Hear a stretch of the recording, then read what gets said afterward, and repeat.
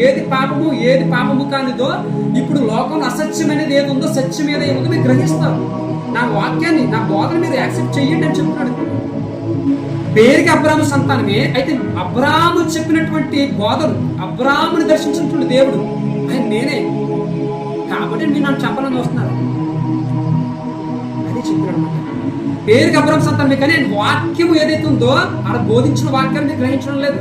మేము అబ్రాము సంతానము, మాకు మోషే నాయకుడు అని చెబుతున్నారు కానీ మోషే చెప్పినటువంటి ఆజ్ఞలు పాటించడంలో వీళ్ళు అనుకుంటున్నారు. చెప్తారు అంతే, పేరుకి పాటించరు.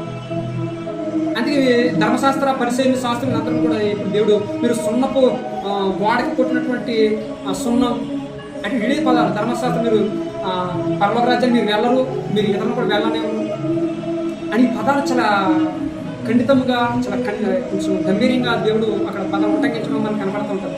ఎందుకంటే వీరు పేరుకే ధర్మశాస్త్ర ఉపదేశం, ధర్మశాస్త్రాన్ని ఉపదేశిస్తారు కానీ పాటించరు, గ్రహించరు కనీసం.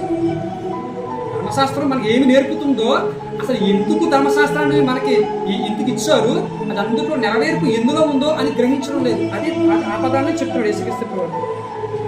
నేను నా తండ్రి యొద్ద చూచిన సంగతినే బోధించుచున్నాను, ఆ ప్రకారం మీరు నా తండ్రి యొద్ద వినిన వాటినే జరిగించుచున్నారని వారితో చెప్పారు. అందుకు వారు ఆయనతో మా తండ్రి అబ్రహామునని, యేసు మీరు అబ్రాహాము పిల్లలైతే అబ్రాహాము చేసిన క్రియను చెప్పారు.